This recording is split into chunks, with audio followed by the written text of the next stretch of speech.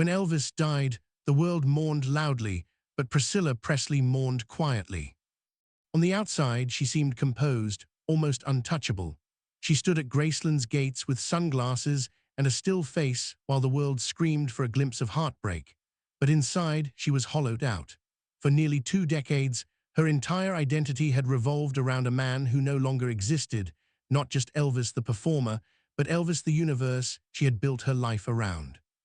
In the years that followed, Priscilla tried to reinvent herself. She became a businesswoman, an actress, a producer, roles that gave her purpose, but never peace. Friends from that time said she carried a kind of invisible exhaustion, a quiet tension in her voice whenever Elvis's name came up. She was still defined by him, trapped between reverence and resentment. But then, one afternoon in Los Angeles, long before the tabloids ever noticed, Priscilla met a man who wasn't impressed by Elvis Presley, and that changed everything. He wasn't famous, wasn't from the South, and didn't live under the weight of nostalgia. His name was Marco Garibaldi, a tall, soft-spoken man with a sharp mind and a mysterious calm that intrigued her. He'd been a screenwriter, a computer programmer, and a dreamer, a man who saw himself not through stardom, but through quiet ambition. When they first talked, Priscilla felt something she hadn't felt in years: normal. It began as conversation about work. He told her he admired her business sense, her ability to turn tragedy into power. She laughed, not because it was funny, but because nobody had ever said that to her without some agenda. Most men still treated her like an extension of Elvis. Marco treated her like a woman trying to rebuild a life. Within months, they were inseparable. She'd spent years surrounded by people who wanted a piece of Elvis's ghost: producers, lawyers, biographers. But Marco didn't ask about Graceland or the jumpsuits or the heartbreak. He asked about her childhood in Brooklyn, about her time living overseas, about what she feared when she woke up alone at night. In the early 80s, Priscilla had learned to protect herself from attention. She moved carefully, avoided the gossip pages, and kept her private life behind walls of control. But Marco's presence began to soften those walls. She described him once as stabilizing, almost grounding. And for a woman whose entire adult life had been chaos disguised as glamour, that stability felt like oxygen. Yet those closest to her, especially Donna Presley, sensed something else beneath the calm. Donna had always been fiercely loyal to Elvis and to his memory. To her, every decision Priscilla made after his death mattered. It reflected not just on Priscilla, but on the Presley name itself. And when Marco appeared, seemingly out of nowhere, Donna noticed how carefully he avoided the spotlight. There were no interviews, no public appearances, no family introductions, at least not at first. It was as if Priscilla had built an entirely separate life, one even the Presley family wasn't invited into. People would ask, "Who is he?" And Donna, who prided herself on knowing everything about the family's orbit, had no answer. Behind closed doors, Priscilla and Marco built a quiet domestic rhythm: late-night dinners, shared scripts, long drives up the coast. He began co-writing with her on small projects, eventually contributing ideas to television concepts and screenplays. She trusted his intellect, and maybe, in a strange way, she trusted his detachment from Elvis's world even more. But to Donna, that detachment looked like distance. It felt like someone slowly pulling Priscilla away from everything that had once kept her grounded: her daughter, her family ties, even the fans who still worshipped the name Presley. In one family gathering during the early 90s, Donna recalled sitting near Priscilla and noticing how Marco spoke for her, answering questions before she could, redirecting conversations when Elvis's name surfaced. It wasn't overt control, but it was subtle, the kind of quiet influence that changes a person without them realizing it. Later, Donna would say she remembered the look in Priscilla's eyes, a look she'd seen before, years earlier, when Priscilla was still married to Elvis and learned how to hide emotion behind poise. It was the same look, soft, polite, and unreachable. Priscilla had always been drawn to strength, to men who projected certainty when she felt uncertain. Elvis had been her protector, her storm. Marco was her shelter from that storm, or so she believed. The longer their relationship continued, the more invisible it became to the public. Unlike Elvis, Marco didn't crave attention. He wasn't in photographs beside her at premieres. He didn't appear in interviews. When the press asked about her personal life, Priscilla deflected. She'd say she was focusing on work or family. The truth was, she was building something she thought might finally outlast the shadow of her past, a quiet companionship. But love built on secrecy can turn into a form of silence. Donna remembered hearing whispers that Marco was strict about what could be said publicly, that he discouraged certain friends from visiting, that Priscilla had become more private than ever. Some called it discipline, others called it control. Inside Graceland circles, people began to wonder if Priscilla had replaced one kind of confinement with another. With Elvis, her cage had been fame. With Marco, it might have been fear not of him, but of losing the fragile peace he offered. For 2 decades, that balance held. Through Lisa Marie's marriages, through media storms, through family tension, Marco stayed by her side, never marrying her, never truly leaving either. Their relationship was defined by longevity, not by vows. And in Hollywood, that kind of quiet endurance was rare enough to look like devotion. But Donna, who had spent a lifetime watching how the Presley name was handled, never fully trusted the image. She seen too much. She knew how easily appearances could mask pain. And when she looked at Priscilla, she didn't see freedom, she saw dependence.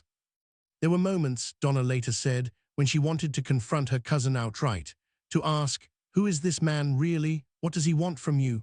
But loyalty to Elvis held her back. She didn't want another public spectacle, another headline dragging the Presley name through speculation. So she stayed quiet for years. Meanwhile, Priscilla and Marco built a world apart from Graceland. He was known for being intellectual, almost philosophical, a man who quoted literature at dinner, who talked about energy, spirituality, and the discipline of success. Priscilla admired that. After years with someone as impulsive as Elvis, she found comfort in predictability. But predictability can harden into isolation. Friends noticed she stopped hosting parties, stopped visiting Memphis as often, and rarely spoke about the Presley estate except in business terms. When asked about Elvis, she gave controlled, rehearsed answers, the kind that reveal more by what they leave unsaid. Inside her Los Angeles home, however, the story was different. There, she and Marco shared what some described as an intense but uneven partnership. He was brilliant but controlling, loving but temperamental. They argued, reconciled, and repeated the pattern, the familiar rhythm of passion and restraint that had defined her life since she was a teenager. Still, she stayed, maybe because, for the first time, she wasn't the one being overshadowed. Donna often wondered what kept Priscilla there, love, habit, or fear of being alone. She once told a close friend, "I think she's built her world around the idea that she can't fail again." Marco made her feel safe, but safety isn't always freedom. As the years went on, Priscilla's identity became more divided, half public icon, half private mystery. When she spoke at events, her tone was polished, disciplined, even warm. But Donna noticed that whenever someone mentioned Marco's name, her voice changed, quieter, almost defensive, like a door closing softly before anyone could peek inside. And maybe that's what unsettled Donna the most, that a woman who had once stood beside Elvis Presley, facing the glare of the entire world, now seemed afraid of her own silence. By the late 90s, cracks had begun to show. Lisa Marie was struggling through her own battles, failed marriages, public scrutiny, emotional wounds, and Donna worried that history was repeating itself. She believed the family's strength had always come from honesty, from facing pain out loud. But Priscilla's household had become a fortress. Donna once said that she felt like a ghost in that world, invited to the outer walls, but never allowed inside. When she tried to bring up the subject of Marco, conversations shifted or ended. She was told Priscilla didn't like negativity. But to Donna, truth wasn't negativity, it was loyalty. The tension between them simmered for years. Outwardly, everything looked perfect, 2 adults managing legacies and family affairs with grace. But privately, Donna felt an ache she couldn't ignore, the feeling that something vital in the Presley story was being rewritten. She began collecting memories, letters, and old photographs, not out of bitterness, but out of fear that one day the truth would vanish. She'd watched too many outsiders profit from Elvis's story, too many narratives twist his memory into a myth. And now she saw that same quiet rewriting happening inside the family itself. In the way Priscilla spoke, the way she credited success, the way Marco's name was either missing or softened. It wasn't until years later, when Priscilla and Marco's relationship finally ended, that Donna allowed herself to speak more openly. But even before that, she'd made up her mind. If the truth ever surfaced, she'd stand by it, no matter how uncomfortable it made people. For Donna, it wasn't about gossip. It was about loyalty to Elvis's spirit and to the family name that had given them everything. She believed that silence can be a form of betrayal, especially when it hides the kind of influence that changes how history remembers a man like Elvis Presley. In interviews decades later, Donna's tone carried a mixture of sadness and steel. She spoke of Priscilla's long partnership with Marco as shorter than people think, but longer than it should have been. It was a phrase that hinted at more than she ever said aloud. Because buried beneath those words was a simple truth, Donna had watched it all. The dinners, the disappearances, the way Priscilla's laughter changed tone over the years. She'd seen a woman rebuild herself, but maybe around the wrong foundation. And so, when Donna finally decided to tell her story, she didn't frame it as revenge or exposure. She framed it as a correction, a way to put the Presley name back in its rightful light. But that decision wouldn't come until later. For now, the family tension remained an unspoken undercurrent, a whisper running beneath every reunion, every business meeting, every tribute show. Elvis's world had always been filled with secrets, love affairs, contracts, betrayals, but this secret felt different. It wasn't about the king, it was about the woman who had survived him and the man who quietly replaced him for more than 20 years. Donna often said, "People think the Presley story ended in 1977. It didn't, it just changed its setting." And as she watched Priscilla retreat deeper into that new life, she realized the hardest part of preserving a legacy isn't guarding the past. It's recognizing when the future starts to erase it. In time, Donna would decide that silence was no longer loyalty, it was surrender. And when she finally broke that silence, the words she spoke would echo through every corner of the Presley family. Because what she revealed wasn't just about another man. It was about the cost of keeping the truth buried, even when it sleeps beside you for 20 years. When Donna Presley finally spoke about it, her voice carried a strange mixture of love and anger. Love, because she'd spent her life protecting the Presley name. Anger, because she felt that the truth had been quietly rewritten while everyone else was too polite or too afraid to stop it. She watched Priscilla evolve over the years from Elvis's young bride to the elegant gatekeeper of his legacy. Donna respected her for that. In public, Priscilla carried herself with grace, intelligence, and composure, but in private moments, especially after Elvis died, Donna sometimes saw the cracks, the insecurity, the guilt, and the quiet fear of being forgotten. For a long time, Donna stayed close to her cousin's widow. She believed they shared a bond that only family could understand. Both had lived through the chaos of fame, both had endured Elvis's highs and lows, both had seen how quickly loyalty could vanish in Hollywood. But as the years passed, something began to shift. The first sign was distance, not physical, emotional. Priscilla began speaking less about Elvis, less about Graceland, and more about her projects, her vision, her life now. It wasn't unusual, but the way she said it made Donna uneasy. It sounded like erasure. Then came Marco.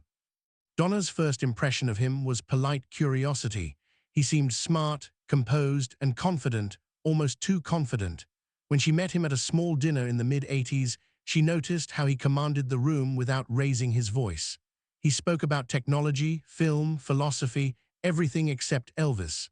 For a Presley, that was almost unheard of. At first, Donna admired that.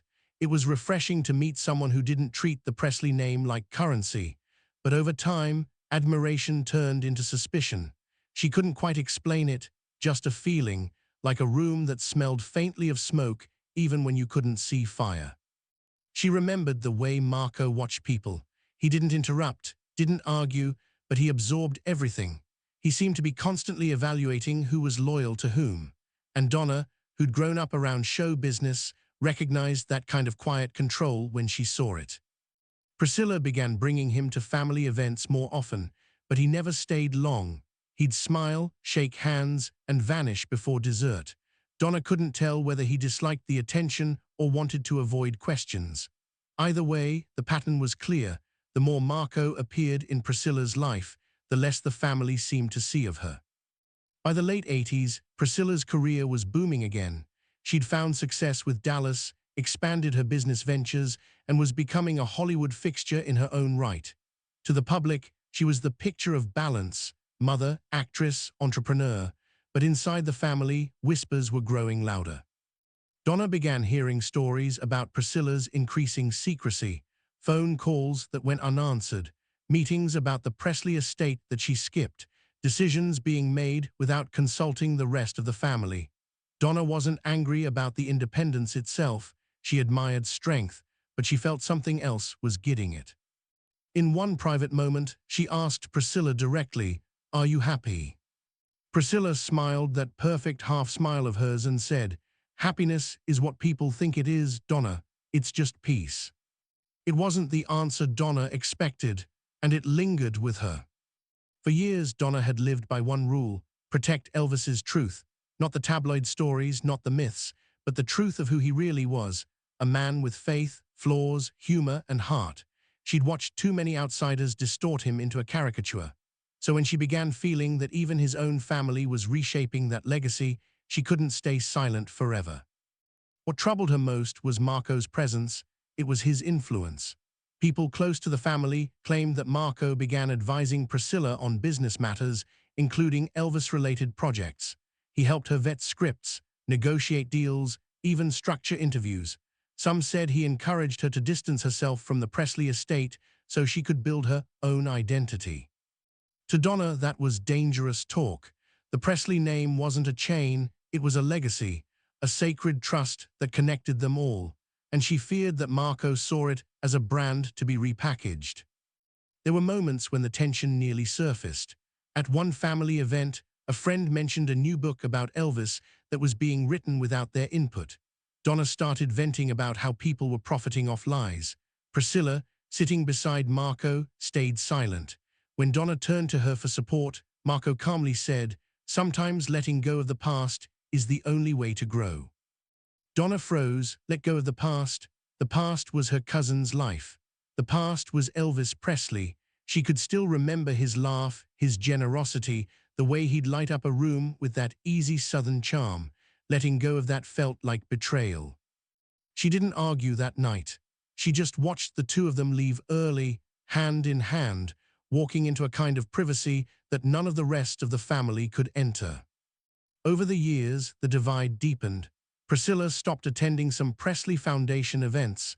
She gave fewer interviews about Elvis's personal side. When she did speak, her tone had changed. It was cooler, more strategic, less about love, more about legacy management. Donna noticed. She always noticed. At one point, she asked a close friend, "Do you ever get the feeling she's trying to rewrite how it all happened?" The friend shrugged. But Donna couldn't shake it, because rewriting Elvis's story meant rewriting hers too. The real breaking point came sometime in the early 2000s, when rumors spread that Marco had become heavily involved in business decisions tied to the Presley name, decisions that affected Lisa Marie's interests as well. Donna had no proof, only whispers and changes she could feel. Meetings that used to be open suddenly became by invitation only. Documents that used to circulate freely stopped reaching her. And when she asked questions, she was told, "Priscilla's handling it." But Donna wasn't naive. She'd seen this kind of control before. She'd seen it with Colonel Parker, how one man could shape the entire direction of a legend's life, all while convincing him it was for his own good. The parallel was impossible to ignore. One evening, Donna was on the phone with an old friend from Memphis who'd worked with Elvis in the 70s. They reminisced about the old days, the laughter, the chaos, the way Elvis trusted people who didn't always deserve it. And near the end of the call, the friend said something that stuck in Donna's chest. Elvis once told me he worried about Priscilla, said she had a weakness for men who promised her peace. That was the first time Donna truly felt anger, real protective anger, because she realized that the pattern hadn't ended when Elvis died. It had just found a new face.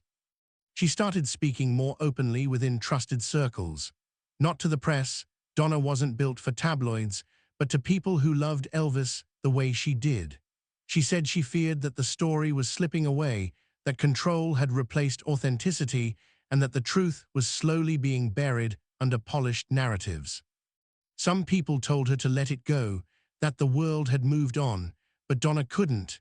For her, every silence from Priscilla felt like another piece of Elvis being erased. Then came the moment she'd never forgotten, the night she heard something she couldn't ignore.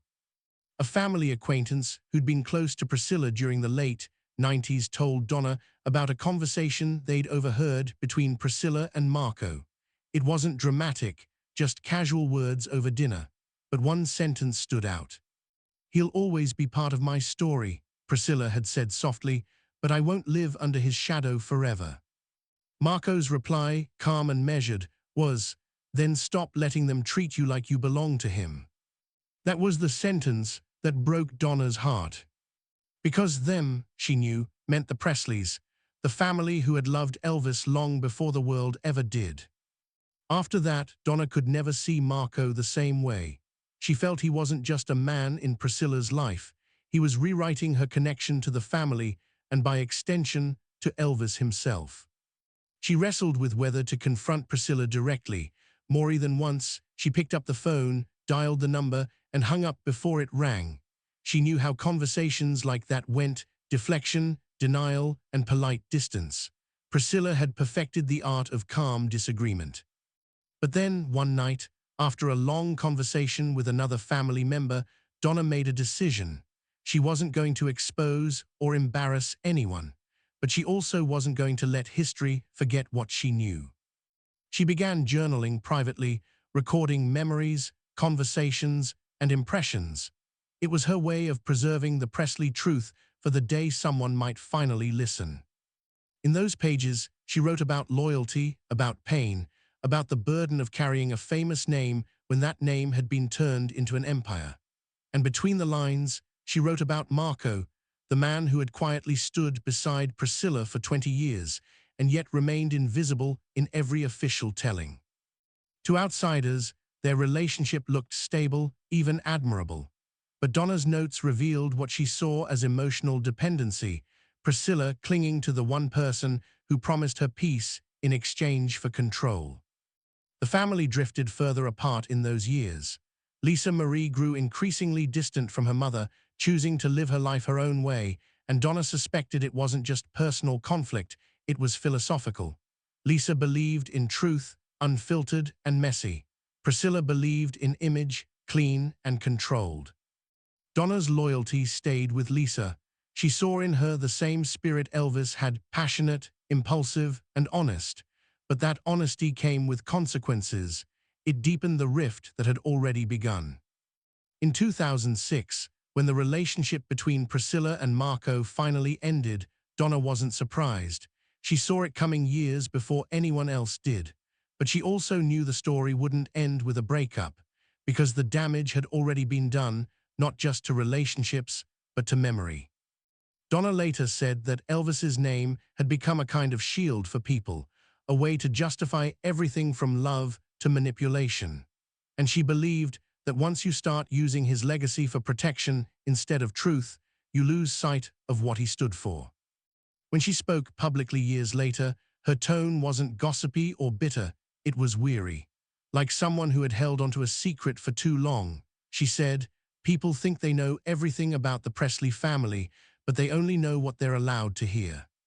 And then she added, with quiet conviction, "Elvis told me once, never let anyone change the story, Donna. Once they change the story, they change who I was." I think about that a lot. Those words, simple as they were, became her anchor. Because for Donna, the real fight wasn't about Marco or Priscilla. It was about preserving the truth that fame had blurred. It was about keeping Elvis human in a world that kept trying to turn him into a brand. And when she finally decided to share her side, she knew it would cause waves. She knew it might fracture what little unity the family had left, but she didn't care.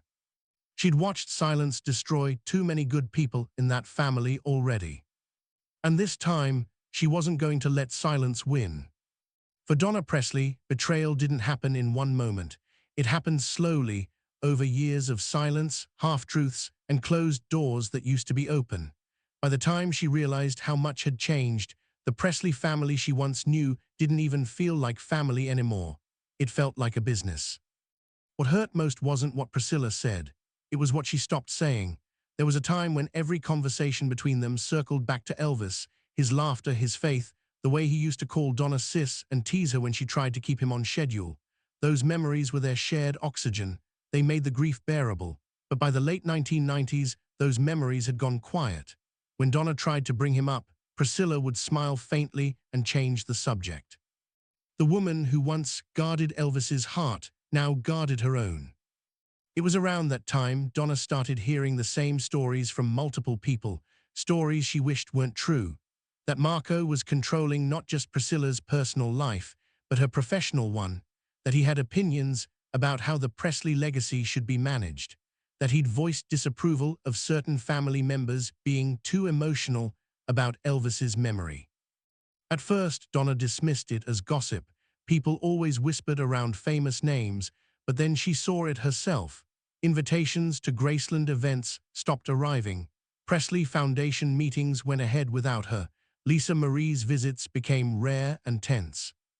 And one night, a friend in the inner circle told her something that chilled her to the bone. Donna, the friend said, Marco doesn't want anyone around her who still talks about Elvis like he's the center of her story. He says it's unhealthy. Unhealthy. Donna couldn't believe what she was hearing. How could remembering Elvis Presley, her cousin, her blood, her family, be unhealthy?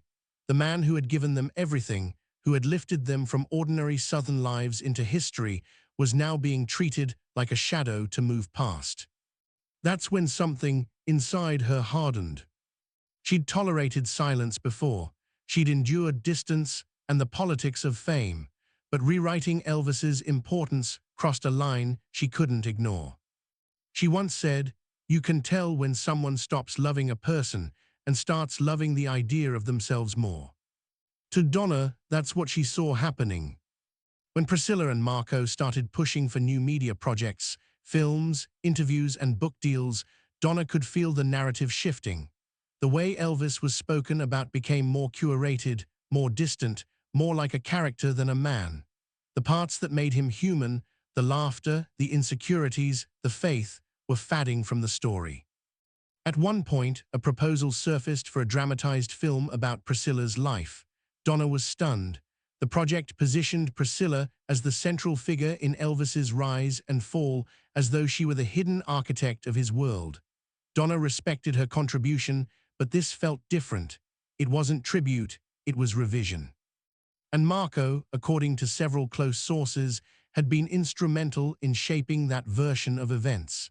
He was said to have encouraged Priscilla to take back her narrative, to show the world her truth. Donna didn't argue with the idea of truth, but she believed in shared truth, the kind that honors everyone who lived it. When she brought it up in conversation, Priscilla's response was soft but sharp. "You see the world through Elvis, Donna. I have to see it through me." That was the sentence that broke her heart, because it wasn't just about perspective, it was about allegiance. From that point on, Donna began noticing things she couldn't unsee. Family members being left out of decisions, longtime staff replaced by new advisors. The tone of interviews shifting subtly, with Priscilla painted as the survivor of Elvis's chaos rather than his partner in it. And through it all, Marco was quietly there, never center stage, but always near enough to pull the strings. The more Donna learned, the more it gnawed at her. She, grown up around Colonel Parker's manipulations, how he'd convinced Elvis to give up creative control for easy profit, how he'd made backroom deals that cost Elvis his artistic freedom. To her, this felt hauntingly familiar. She once confided to a friend, Elvis spent his life being controlled by men who told him it was love. I can't watch that happen to his memory too. But there was more to it than business or control. It was emotional, the slow unraveling of what had once been sacred. Lisa Marie, who had inherited both her father's fire and his honesty, began to clash with her mother behind the scenes. She felt her father's image was being commercialized, sanitized into something he never was. Donna sided with Lisa, not out of defiance, but because she saw in her the same protectiveness she felt. Conversations grew tense. Phone calls ended abruptly. Family gatherings turned into polite performances. Behind every smile was a quiet tension that everyone felt, but nobody named. Then came the moment Donna would later call the turning of the tide. It happened after a charity event in Memphis. Donna had attended, hoping to see Priscilla and Lisa Marie together to feel some semblance of unity again. But when she arrived, she noticed something strange. Marco was there, seated beside Priscilla, acting almost as a gatekeeper. Every conversation with her went through him first. When Donna finally managed to approach, she smiled and said, "It's been too long." Priscilla smiled back, but it didn't reach her eyes. "It's been busy," she replied. Donna mentioned how beautiful the event was and how proud Elvis would have been. That was when Marco leaned in and said softly, "Maybe it's time to stop living for what he would have wanted." The words landed like ice water. Donna didn't respond. She just nodded politely, walked away, and left early that night. But she couldn't shake that line from her head. Later she would say, "That was the moment I knew. The moment I realized they weren't protecting his memory anymore, they were moving past it."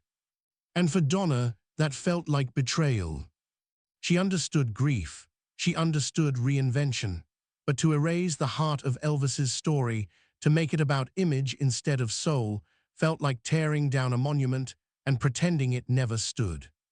Not long after that, small details began surfacing publicly. Reports about Marco's involvement in production companies, hints that he'd tried to influence licensing rights connected to the Presley brand. None of it illegal, but all of it personal. To outsiders, it looked like smart management.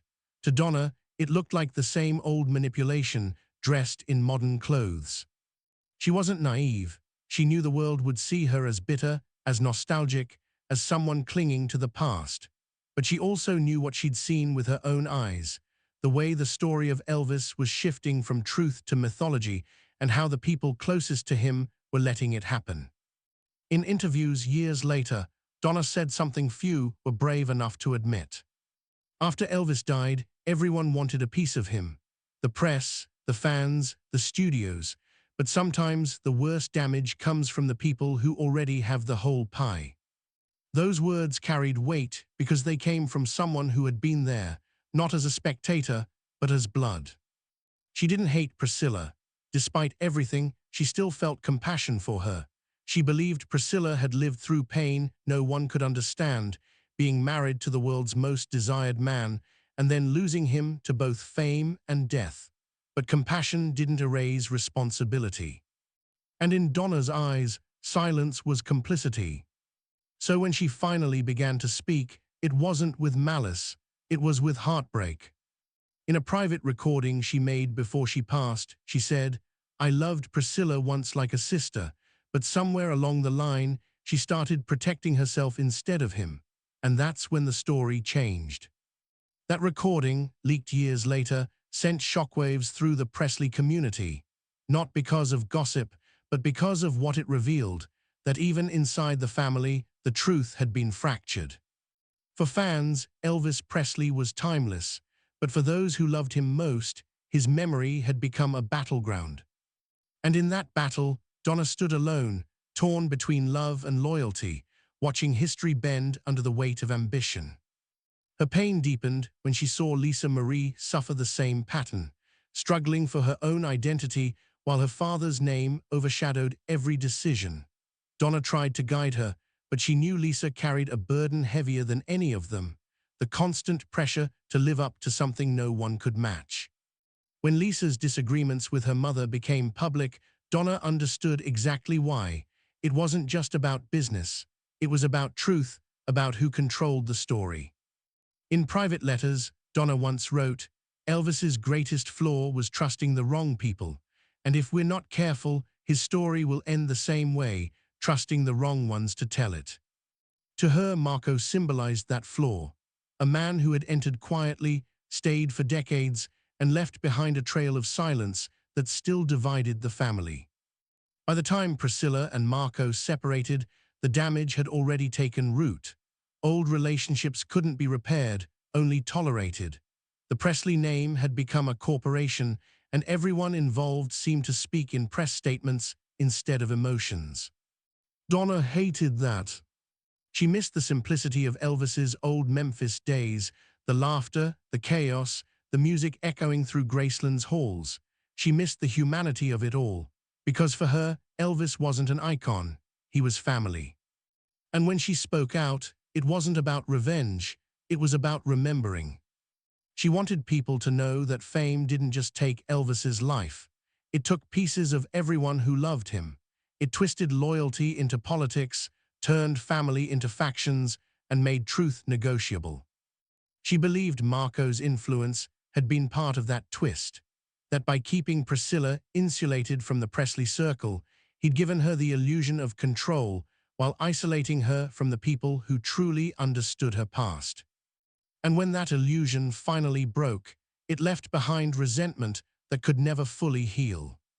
For Donna, betrayal wasn't just losing trust, it was losing connection, losing the sense that family still meant something sacred. In one of her final interviews, she said quietly, "Elvis used to say the saddest thing in life is to be surrounded by people and still feel alone. I think that's what happened to all of us." That line struck a chord because it wasn't just about the past. It was about legacy and how easily it slips through human hands. When Donna dropped her bombshell about the other man in Priscilla's life, it wasn't about scandal. It was about context. It was about the truth that for over 20 years, another figure had quietly shaped the Presley story from behind closed doors, someone who had never known Elvis, yet influenced how his memory was handled. It was about a pattern that began long before Marco ever arrived, the pattern of people mistaking control for care. And as she told that story, Donna didn't sound bitter. She sounded tired, tired of watching history bend, tired of pretending family unity still meant something when loyalty had become selective. She ended one interview with a question that silenced the room. What good is preserving a legacy if you lose your soul doing it? No one answered, because deep down, everyone knew the truth.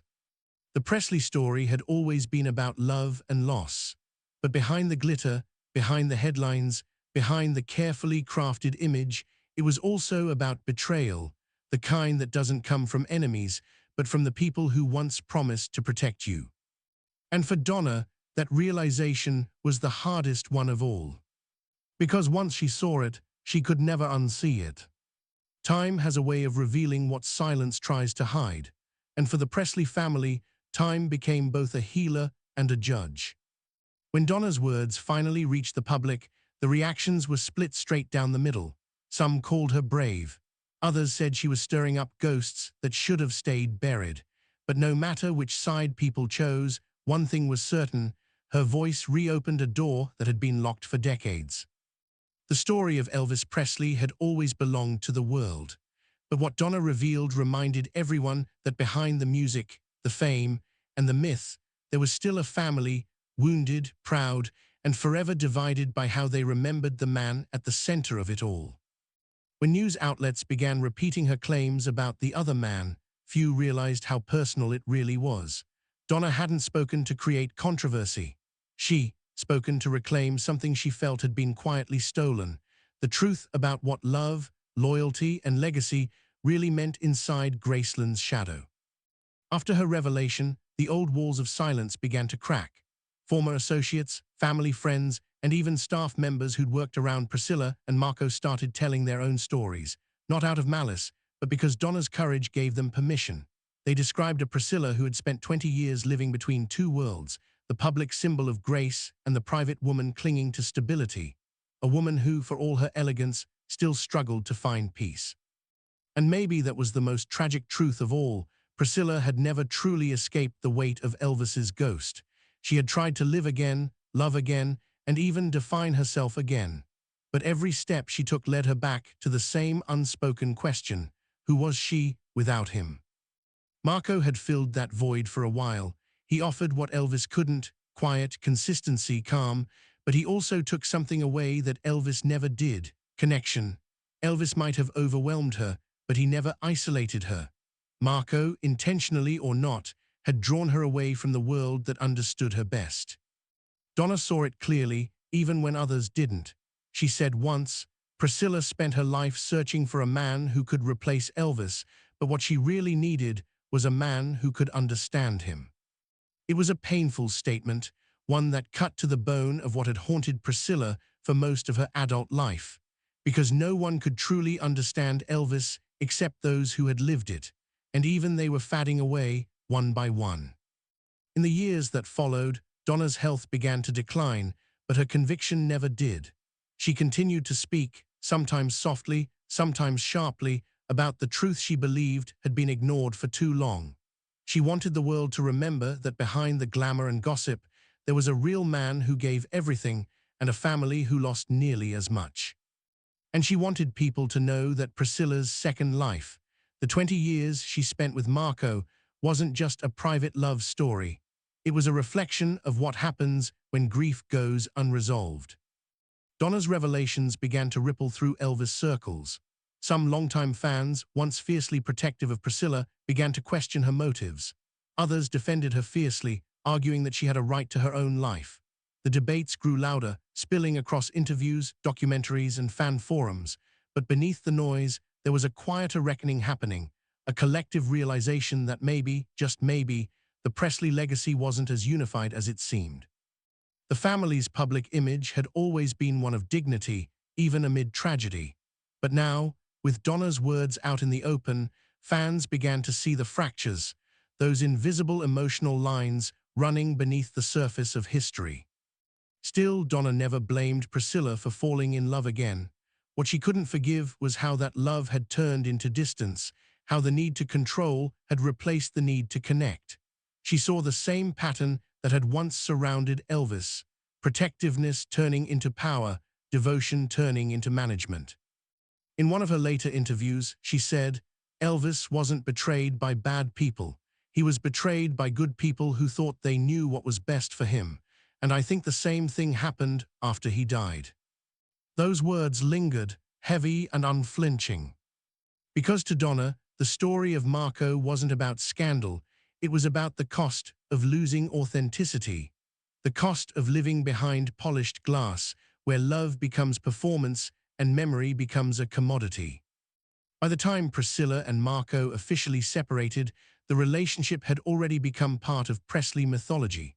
20 years together, longer than her marriage to Elvis, longer than most people's lifetimes of love.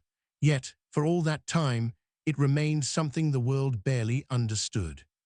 When Priscilla finally spoke publicly about the breakup, her tone was gentle, almost philosophical.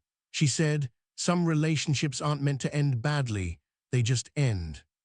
But Donna heard something else in that, a sadness that came from years of holding too much in, a sadness that only someone who'd watched it from the outside could interpret.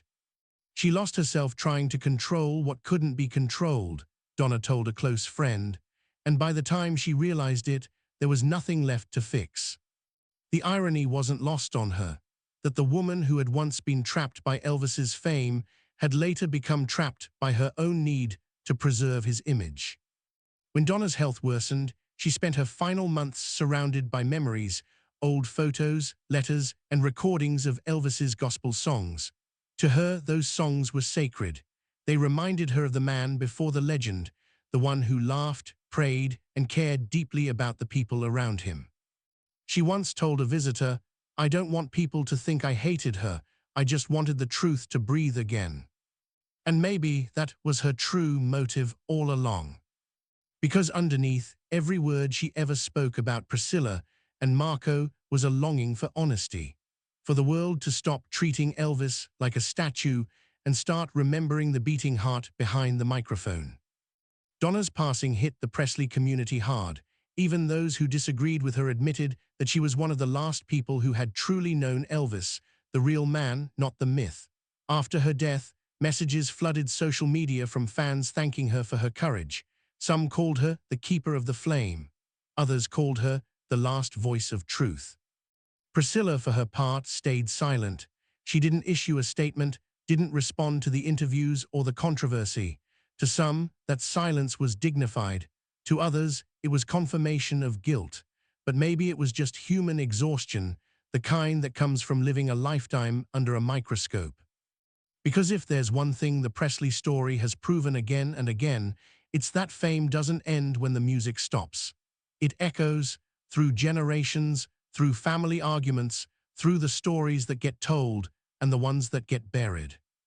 In the years since, fans have revisited Donna's words with fresh eyes. Some see her as a truth-teller. Others see her as someone who loved Elvis so much she couldn't forgive anyone who tried to move beyond him. But no matter how you interpret it, the tension between loyalty and self-preservation remains the heartbeat of this family's history. Elvis once said, "Truth is like the sun. You can shut it out for a time, but it ain't going away." And in the end, that's exactly what Donna believed she was doing, opening the blinds after years of darkness. Because her revelation wasn't really about the other man, it was about what happens when love turns into silence, when legacy turns into business, when truth becomes uncomfortable enough to hide. Elvis's story is full of people who loved him deeply but misunderstood how to protect him. Some did it through control, some through devotion, some through denial, but they all carried the same burden, the inability to separate the man from the myth. And maybe that's why the Presley legacy still feels so haunting today, because every member of that family is still, in some way, living in conversation with his ghost. Donna's final message was simple: you can't honor someone by rewriting them, you honor them by remembering them as they were. For her, that was the moral of the whole story. Priscilla's 20-year relationship with Marco wasn't a crime, it was a coping mechanism. But in protecting herself, she built walls even Elvis couldn't have climbed. And behind those walls, a different kind of loneliness grew, the kind that comes not from loss, but from self-preservation. Donna's truth forced everyone to confront uncomfortable questions. Was Priscilla truly seeking love, or was she trying to escape the one love that defined her forever? Was Marco a partner, or just another chapter in a lifelong search for identity? And most haunting of all, did any of them ever find peace? Because when you strip away the fame, the music, and the money, what remains are people who loved each other deeply and hurt each other just as deeply.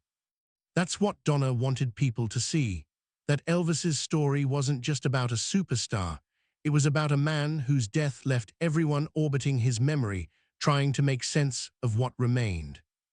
In her final note, written weeks before she passed, Donna left behind a single sentence: legacies aren't built on silence, they're built on truth, even when truth hurts.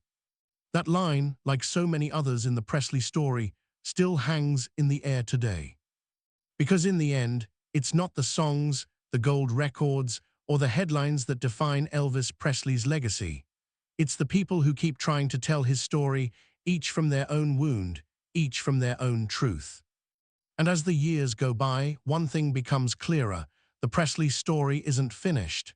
It's still being written, in whispers, in interviews, in memories that refuse to fade.